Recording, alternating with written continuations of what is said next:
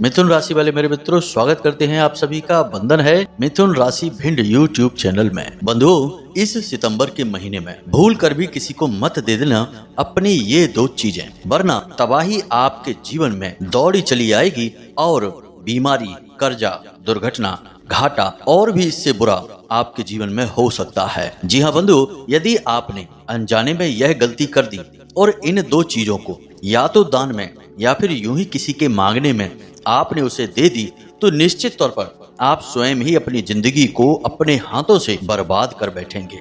जी हाँ बंधुओं, इसीलिए हम आपसे कहते हैं कि आप सावधान हो जाइए, खुद अपनी जिंदगी को नरक मत बनाइए, क्योंकि यह सितंबर का महीना आपके जीवन में बहुत ही महत्वपूर्ण बदलाव लेकर आने वाला है। ऐसे में यदि आप इस तरीके की भूल करेंगे और इन दो चीजों को यूं ही किसी को बस दे देंगे, तो आप स्वयं अपनी बर्बादी के जिम्मेदार होंगे। तो कौन सी हैं वे दो चीजें और ऐसा उन चीजों के साथ क्या जुड़ा है जो उन्हें किसी को देते ही आपके जीवन में भयंकर बर्बादी की शुरुआत हो जाएगी? क्या ग्रहों से जुड़ा कोई कारण है? क्या देवी देवताओं से जुड़ा हुआ कोई कारण है? या आपके पितृ पूर्वज या फिर कोई भूत प्रेत की शक्ति आपके पीछे लग जाएगी? आखिर कौन सा वह कारण है? तो सारे प्रश्नों के जवाब आगे आपको मिलने जा रहे हैं। बस पूरे धैर्य के साथ आप इस वीडियो को देखिए।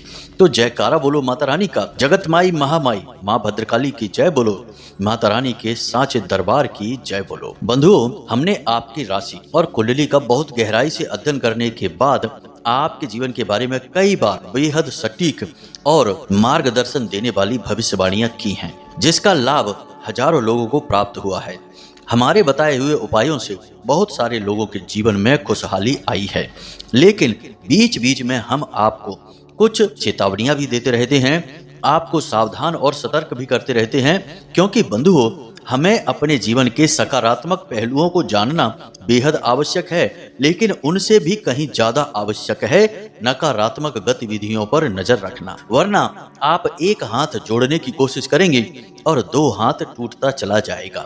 जीवन इसी तरह बर्बाद हो जाता है। याद रखना बंधुओं कि जब भी जीवन में परेशानी आती है, कोई तकलीफ आती है, तो उसका हमेशा कारण बाहरी परिस्थितियां नहीं होती, दूसरे ही नहीं होते हैं। कभी कभी हमारी स्वयं की गई कुछ नादानियां, कुछ गलतियां ऐसी होती हैं जो हमारे जीवन में भयंकर परेशानियों को दावत दे देती हैं, और ऐसा हम अक्सर अनजाने में कर बैठते हैं।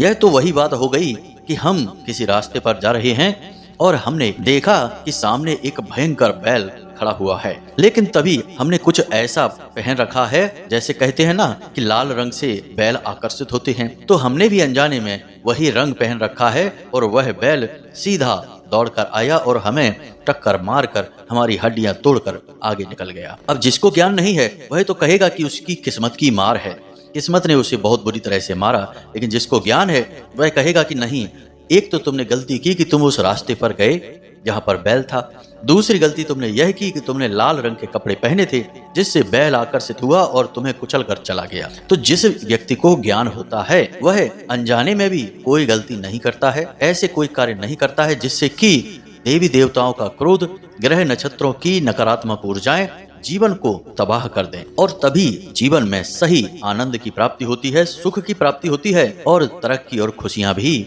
मिलती हैं। जी हाँ मित्रों, तो आज का यह कार्यक्रम आपकी आंखें खोलने वाला है, क्योंकि आज हम आपको कुछ ऐसी अद्भुत और विचित्र ज्ञानवर्धक बातें बताएंगे जो आपके जीवन से जुड़ी हुई हैं। आपको इनके बारे में जानना बेहद आवश्यक है, क्योंकि ये आपके ग्रह नक्षत्र और आपकी आज की परिस्थितियों से जुड़ी हुई हैं।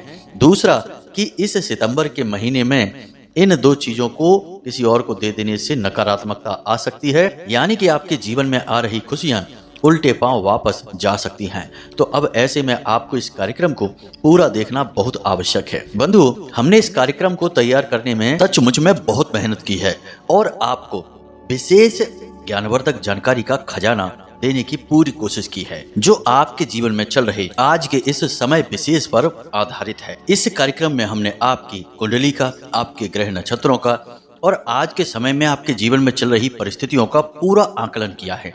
साथ ही साथ माता रानी की विशेष कृपा और आशीर्वाद भी आप तक पहुंचाने की पूरी कोशिश की है। इसी के साथ साथ वीडियो के अंत में हमने आपको एक बेहद ही शक्तिशाली माता रानी से जुड़ा हुआ सर्व मनोकामना पूर्ति उपाय भी बताया है, जो हमने भी अपने जीवन में कई बार आजमाया है और हजारों लोगों के जीवन में भी आजमाया है और उनके जीवन में बहुत बड़े बड़े लाभ इस उपाय के माध्यम से हुए हैं। तो आपको भी इस उपाय के बारे में हमने इस कार्यक्रम में बिल्कुल अंत में बताया है। तो बस ऐसे में हम आपसे यह चाहते हैं कि आप इस वीडियो कार्यक्रम को पूरा देखें, अंत तक देखें, क्योंकि यह आपके जीवन से जुड़ा हुआ है, आपके बारे में है, आपके जीवन की तकलीफों को दूर करने के बारे में है। तो आपको देखना ही होगा इसे। यह आपका धर्म है, आपकी जिम्मेदारी है कि आप अपने जीवन की हर एक बुरी परिस्थिति को अच्छी परिस्थिति में बदलें। उसके लिए आपको ज्ञान चाहिए। ज्ञान के लिए आपको किसी न किसी से तो ज्ञान लेना ही पड़ेगा। इसलिए हम आपसे कहते हैं कि इस कार्यक्रम को अंत तक देखें, ज्ञान हासिल करें, जीवन में जरूरी बदलाव करें और अपने जीवन को ही बदल डालें माता रानी की कृपा और आशीर्वाद से। तो चलिए आज के इस विशेष कार्यक्रम की शुरुआत करते हैं। बस आपसे यही हम चाहेंगे कि माता रानी को आभार अवश्य व्यक्त करें। कमेंट बॉक्स में लिखें जय माँ भद्रकाली कृपा करो। एक बार नहीं 3 बार लिखना। माता रानी आपके ऊपर पूरी कृपा और आशीर्वाद बनाएंगी, आपका जीवन बदलेगा। इसी के साथ साथ माता रानी के इस छोटे से दास का आपसे एक छोटा सा निवेदन और है कि यदि आप इस चैनल कार्यक्रम पर पहली बार आए हैं तो आप इस चैनल को सब्सक्राइब अवश्य करें। बगल में जो सब्सक्राइब का बटन है उसे आप दबा दें, इसी समय दबा दें। ऐसा करते ही आप न केवल हमारे बल्कि माता रानी के दिव्य परिवार के सदस्य बन जाएंगे, क्योंकि हम तो माता रानी के साधक हैं, लंबे समय से माता रानी की सेवा में ही समर्पित हैं। तो जब आप हमारे परिवार के सदस्य हैं तो माता रानी के परिवार के सदस्य हैं, और एक बार जब माता रानी के परिवार के सदस्य ही बन गए तो फिर काहे का डर, दुनिया में कोई आपका बाल भी बांका नहीं कर पाएगा। तो चलिए जल्दी से चैनल को सब्सक्राइब करिए, फिर आगे बढ़ते हैं। बंधु, इस सितंबर के महीने में 3 महत्वपूर्ण बातें हैं जो आपको पूरे महीने अपने दिमाग में रखनी है, क्योंकि इनका उपयोग आपको पूरे महीने प्रतिदिन करना ही पड़ेगा। और यह आपके लिए बड़ी चुनौती होगी कि इन 3 बातों पर प्रतिदिन अमल आप कर पाएं। पहली बात, आप अपने मनोबल को कभी नीचे मत होने देना, क्योंकि इस सितंबर के महीने में कई परिस्थितियां ऐसी बनेंगी कि आपका मनोबल बहुत नीचे चला जाएगा। आपका काम में मन नहीं लगेगा, अपने जीवन में ही रुचि समाप्त हो जाएगी, कुछ भी अच्छा नहीं लगेगा। एक अजीब सी उदासी, एक अजीब सी नकारात्मकता आपके दिमाग पर हावी रहेगी। बेशक आपके जीवन में पैसा आए, चाहे रिश्ते हों, नाते हों, खुशियां हों, सब कुछ होते हुए भी आपके मन में एक अजीब सी उदासी, अजीब सी नकारात्मकता बनी रहेगी। आपको अक्सर ऐसा लगेगा जैसे आप तमाम लोगों से घिरे अवश्य हैं, लेकिन इतनी भीड़ में भी आप अकेले ही हैं, क्योंकि आपके दिल को समझने वाला कोई नहीं है, आपके विचारों को समझने वाला कोई नहीं है। आपकी बातों से लोग सहमत तो हो जाते हैं लेकिन समझ नहीं पाते हैं। तो बहुत सारी चीजें आपके दिमाग में चलेंगी, जिसकी वजह से आप अंदर ही अंदर थोड़े से परेशान रहेंगे, या यूं कहें कि अंदर ही अंदर आप कुढ़ते रहेंगे। तो आपको ऐसे में क्या करना है, हम आपको सलाह भी दिए देते हैं। सबसे सरल मार्ग है भक्ति मार्ग। जब भी जीवन में कुछ अच्छा न लगे या जीवन में नकारात्मकता महसूस हो, मन खराब हो, उस समय भगवान का नाम स्मरण, भगवान के भजन, भगवान की भक्ति से अच्छा साधन कोई भी नहीं है। क्योंकि जब भी चित्त अस्थिर होता है तो उस समय चित्त की शुद्धि और चित्त की स्थिरता केवल और केवल भगवान की भक्ति में ही निहित हो सकती है, अन्य कहीं किसी स्थान पर नहीं। लोग मूर्खता करते हैं, नशा करने लगते हैं, कहते हैं शराब पीते हैं तो मन को सुकून मिलता है, धुआं यानी सिगरेट पीते हैं या उल्टी सीधी हरकतें चीजें खाते पीते हैं तो कहते हैं मन को सुकून मिलता है। अरे वो मन को सुकून नहीं है, वो तुम्हारी मूर्खता है, तुम्हें बाद में और ज्यादा भयंकर तकलीफें देने वाली है। थोड़ी देर के लिए भले लग सकता है, कुछ समय के लिए, कि सब कुछ ठीक है, लेकिन जैसे ही इन सब का नशा उतरेगा आप फिर से उसी भयंकर दलदल में फंसे पाएंगे और ज्यादा फंस जाएंगे, क्योंकि आपके अंदर आपकी आत्मा, आपका ईश्वर आत्मग्लानि से आपको भर देगा कि आपने गलत कार्य किया है, और इसी गलत कार्य की आत्मग्लानि से आप फिर अपने आप को माफ नहीं कर पाएंगे, तो फिर से नशा करेंगे, फिर और नशा करेंगे। इसी वजह से आपने देखा होगा कि जो नशा करने वाले लोग हैं वे कभी नशे से छुटकारा पा ही नहीं पाते हैं, इतनी शक्ति, इतना बल ही नहीं बचता उनके अंदर। तो आपको गलत मार्ग पर नहीं जाना है, आपको सन्मार्ग पर चलना है, ईश्वर से जुड़ना है। चित्त की बेचैनी तभी शांत हो सकती है। अब दूसरी बात, हमने पहले भी आपको समझाया, फिर से समझाते हैं, अपने क्रोध पर, अपनी भावनाओं पर नियंत्रण रखना है।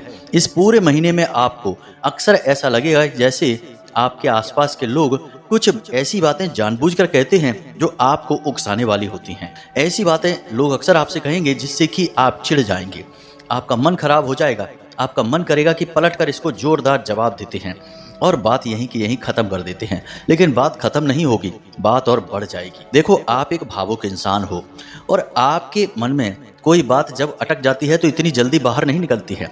बेशक आप बाहर वालों को ऐसा दिखाएं कि आपको किसी की परवाह नहीं है, आपको किसी से कोई मतलब नहीं है, लेकिन आपको अंदर ही अंदर सबकी परवाह रहती है, सबके लिए आप परेशान होते हैं और किसी की तकलीफ में आपको दुख होता है, परेशानी होती है। यह बात आप मानिए, हम आपको अच्छी तरह से जानते हैं। तो जब किसी से थोड़ी कहासुनी हो जाती है तो आपका दिमाग खराब हो जाता है, लंबे समय तक वह बातें आपके दिमाग में घूमती रहती हैं। तो अब ऐसे में आपको क्या करना है? सबसे अच्छा इलाज है अनदेखी करना। कौन क्या कहता है, क्या सुनता है, कोई मतलब नहीं है। यह दुनिया कहने सुनने से नहीं चलती है, यह दुनिया कार्य करने से चलती है। और आप अपने काम पर ध्यान दीजिए। और यह परिस्थिति आपकी घर में ही नहीं, घर के बाहर, आपके कार्यस्थल पर, काम धंधे, व्यापार पर, नौकरी पर, हर जगह यह परिस्थिति उत्पन्न होगी। जब लोग आपको जानबूझकर उकसाएंगे, आपको ऐसी बात कहेंगे जिससे आपको अचानक क्रोध आएगा, आपको पलटकर कोई जवाब नहीं देना है, शांत रहना है। इस तरह आप क्रोध नहीं करेंगे। और क्रोध असल में एक ऐसी अग्नि के समान होता है कि जो दूसरों को तो बाद में जलाता है, पहले स्वयं को ही जला देता है। तो ऐसे में आप क्रोध नहीं करेंगे तो स्वयं तो जलने से बच ही जाएंगे और दूसरों का तो भगवान ही मालिक है, भगवान ही उनका न्याय करेंगे। अगर वो गलत हैं तो सजा मिलेगी, सही है तो कोई बात नहीं, परिस्थितियां हैं। तो आपको समझदारी से काम लेना है, क्रोध नहीं करना है, भावनाओं पर नियंत्रण रखना है। और तीसरा और सबसे महत्वपूर्ण कार्य, अपने घर के बड़े बुजुर्गों के साथ आपको समय बिताना है, खास तौर से अपने पिता, अपनी माँ के साथ। इस महीने में सूर्य और चंद्र कुछ इस प्रकार से गोचर कर रहे हैं कि लगभग आधा महीना आपका सूर्य और चंद्र की नकारात्मक प्रभावों में गुजर जाएगा। अब ऐसे में आपके घर में जो आपके पिता हैं वे आपके सूर्य हैं और माता चंद्रमा हैं। जब आप अपने पिता और माता को संभाल लेंगे, उनके आशीर्वाद ले लेंगे, तो आपका सूर्य कितना ही नकारात्मक हो आपको शुभ फल देगा। चंद्रमा कितना ही आपका मन खराब करे, लेकिन आपका मन शुद्ध ही रहेगा, क्योंकि आपने अपना चंद्रमा सही कर लिया, अपनी माँ से आशीर्वाद ले लिया। तो आपको करना क्या है?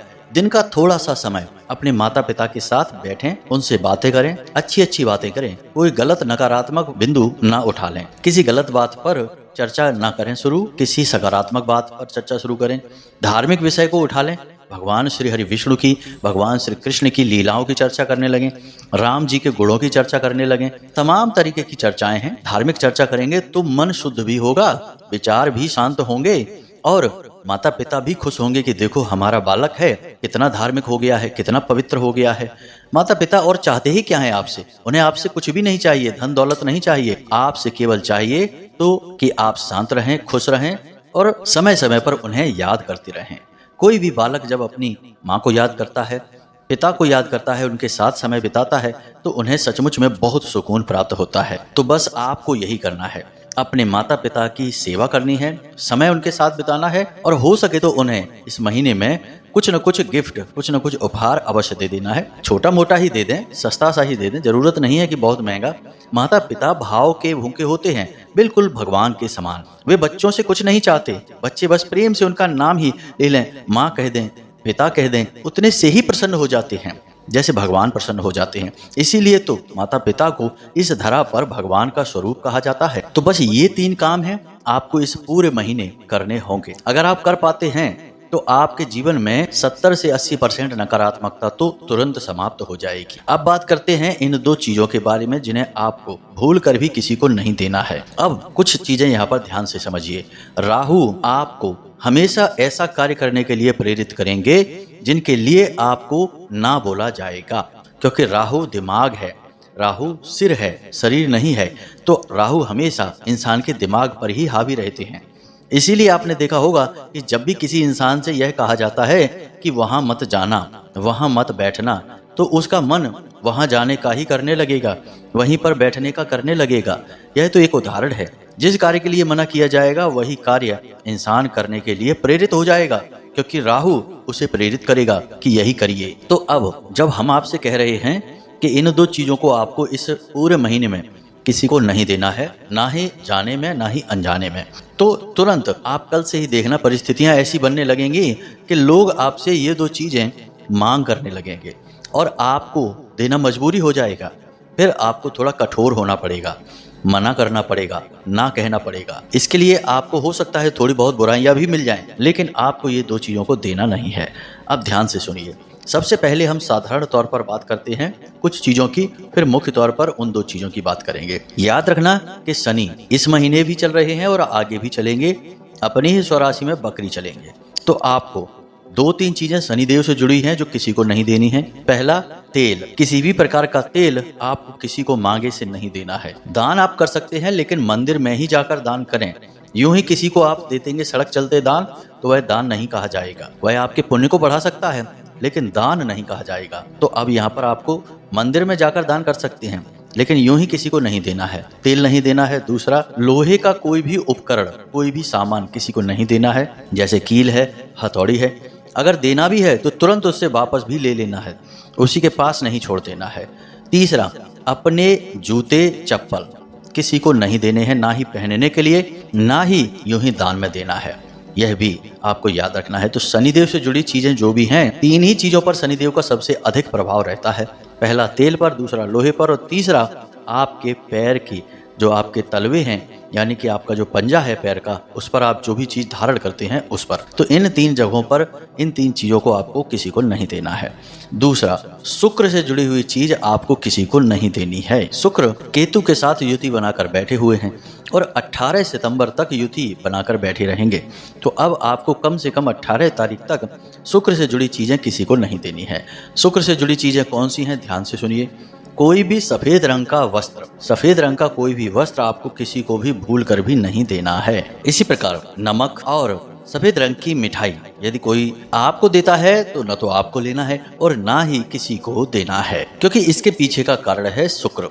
शुक्र ने केतु के साथ युति बना रखी है। अब ऐसे में शुक्र से जुड़ी हुई चीजों को अगर आप किसी को दे देंगे या फिर दान कर देंगे तो शुक्र के नकारात्मक प्रभाव आपको परेशान कर सकते हैं। इसी के साथ साथ अपनी घड़ी जिसे आप पहनते हैं उसे, और प्लास्टिक का कोई भी सामान आपको किसी को भी ना तो देना है और ना ही दान में देना है। ऐसा करने से राहु आपका दूषित हो जाएगा, और राहु मीन राशि में गोचर कर रहे हैं, और जब मीन राशि में राहु गोचर करते हैं तो ऐसे में राहु से जुड़ी चीजों का दान आपको बहुत बड़ा खतरा पहुंचा सकता है। तो थोड़ा सा आपको सावधान रहना होगा। ये तो थी कुछ सामान्य सी चीजें जिनका आपको लेन देन नहीं करना है, लेकिन अब हम आपको बताते हैं उन 2 चीजों के बारे में जिन्हें आपको भूल कर भी किसी को नहीं देना है। तो सबसे पहली चीज है परफ्यूम, इत्र, खुशबूदार जो इत्र होता है उसकी बात कर रहे हैं। अक्सर ऐसा होता है कि आपका परफ्यूम दूसरे लोग मांग लेते हैं जरा सा उपयोग करने के लिए, तो आपको ऐसा नहीं करना है, क्योंकि परफ्यूम का, इत्र का सीधा संबंध शुक्र के साथ होता है। और जब आप अपना परफ्यूम किसी और को उपयोग के लिए दे देंगे तो असल में आपने अपना शुक्र खुद ही अपने हाथों से खराब कर लिया। इसे आपको किसी को भी नहीं देना है, भूल से भी नहीं देना है। दूसरी चीज है लाल रंग की कोई भी वस्तु।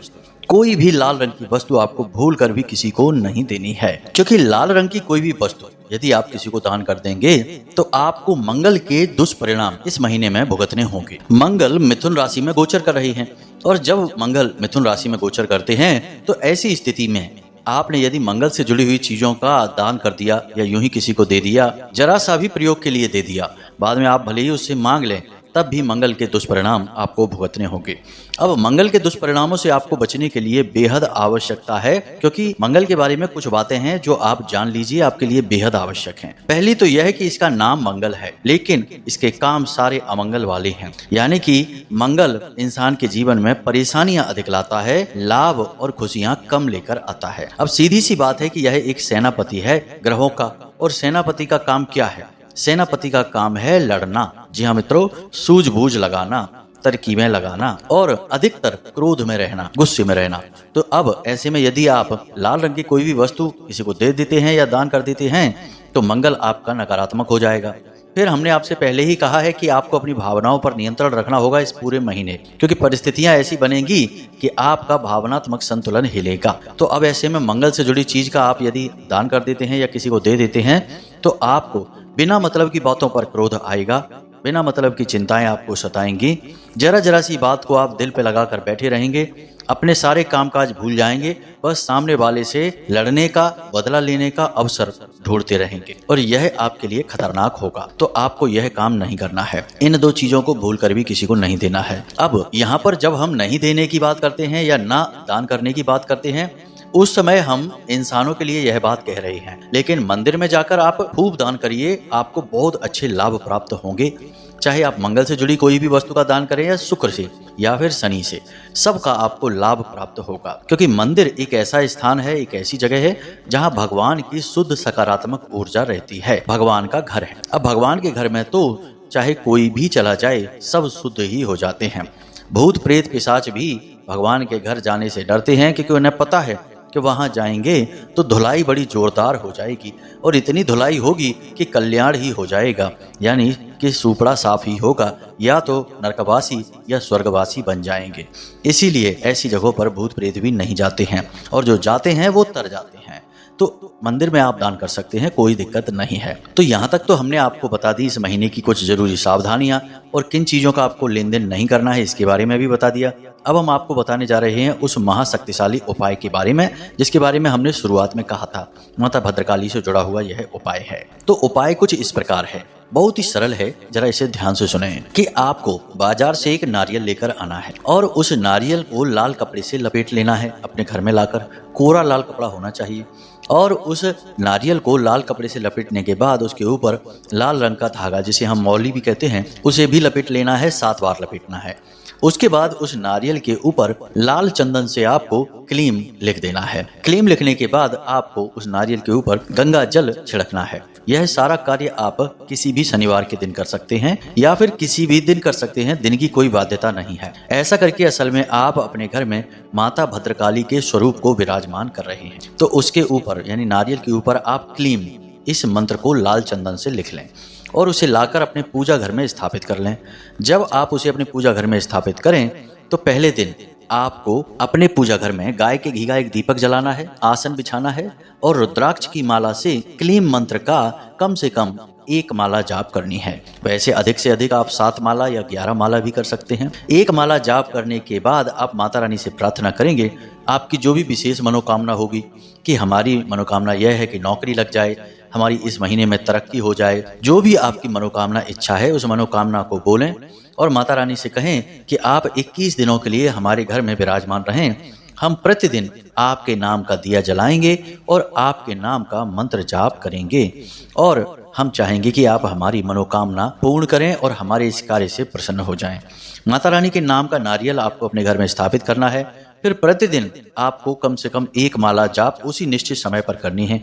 यह कार्य आपको रात्रि के समय करना है और क्लीम मंत्र से ही करेंगे आप, इसे आप ध्यान रखें। अब यदि पुरुष हैं तो ओम क्लीम इस तरह से उच्चारण करेंगे, महिलाएं हैं तो क्लीम ओम, यानी कि जो ओम संपुट है उसे महिलाएं बाद में बोलेंगी, पुरुष पहले बोलेंगे। इस तरह से आपको 21 दिनों तक की यह साधना है माता भद्रकाली की। हर एक साधक की हर मनोकामना 21 दिनों के अंदर अंदर पूरी हो जाती है, आपकी भी हो जाएगी। कोई आज तक हमने ऐसा सुना ही नहीं जिसकी यह मनोकामना पूरी ना हुई हो। बस आपको करना यह है कि जब हम किसी साधना में जाते हैं तो हमें कुछ नियमों का पालन करना पड़ता है, तभी भगवान प्रसन्न होते हैं। नियम बहुत ही सरल हैं कि झूठ नहीं बोलना है, बहुत ज्यादा अनिवार्यता हो तभी झूठ बोले और ऐसा झूठ बोले जिससे किसी की हानि ना हो। दूसरा कि किसी भी प्रकार का पैसे का गमन ना करें, यानी कि किसी का मन खराब करके किसी को दुख पहुंचाकर पैसे ना कमाएं। तीसरा कि अपने पितृ पूर्वजों का, महिलाओं का, घर के बड़े बुजुर्गों का भूल कर भी अपमान ना करें। तीसरा, मांस मच्छी, जुआ, शराब, उल्टे सीधे कार्यों में बिल्कुल भी लिप्त न रहें, इनसे पूरी तरह से दूरी बना लें। इसी के साथ साथ ब्रह्मचर्य का भी पालन करें। बस इन कार्यों को आप कर लें, बहुत ही सरल कार्य हैं, आसानी से पूर्ण हो जाएंगे यदि आप सात्विक विचारधारा के इंसान हैं। यदि आप तामसिक हैं तो आपको कठिनाई अवश्य होगी ही। बस इस उपाय को आप कर लें। 21 दिन के बाद जब आपकी मनोकामना पूरी हो जाए तो आपके नजदीकी माता काली का जो भी मंदिर हो उस मंदिर में जाकर आपको यह नारियल माता रानी के चरणों में समर्पित कर देना है। बस यह आपका उपाय है, इसे आप एक बार अवश्य करें और हमें इस उपाय के लाभ बताएं कि आपको कैसे इसके लाभ प्राप्त हुए। बाकी अब कुछ दिनों में सर्व मनोकामना पूर्ति हवन भी प्रारंभ होने जा रहा है, तो हम प्रति शनिवार आप लोगों की तरफ से माता रानी को अर्जी लगा ही देंगे, आप बिल्कुल फिक्र ना करें। चलिए, आज हमने आपको जो ज्ञान दिया है इसका जीवन में प्रयोग करिए और अपने जीवन को बदल डालिए। मित्रों, याद रखना कि जो भी बातें हमने आपको बताई हैं वे केवल आपके जीवन से जुड़ी हैं, आपके जीवन में बदलाव लेकर आएंगी। तो इन्हें पूरी गंभीरता से लें, हल्के में बिल्कुल भी ना लें। उम्मीद करते हैं कि सारी बातें आपको समझ में आ गई होंगी। इसी के साथ साथ आज की इस वीडियो को विराम देते हैं। कोई प्रश्न यदि बने तो कमेंट करके पूछ लें या व्हाट्सएप नंबर जो डिस्क्रिप्शन में दिया गया है उस पर मैसेज करके भी पूछ सकते हैं। तो इसी के साथ साथ अब विदा लेते हैं। हमेशा हंसते रहिए, मुस्कुराते रहिए, सकारात्मक रहिए और दिन में एक बार मंदिर अवश्य जाइए, क्योंकि आपका उद्धार वहीं से होना है। मिलते हैं अगले ज्ञानवर्धक कार्यक्रम में, तब तक के लिए धन्यवाद। प्रेम से बोलिए जय माई की, जय माँ भद्रकाली। माता रानी आपका कल्याण करेंगी। धन्यवाद।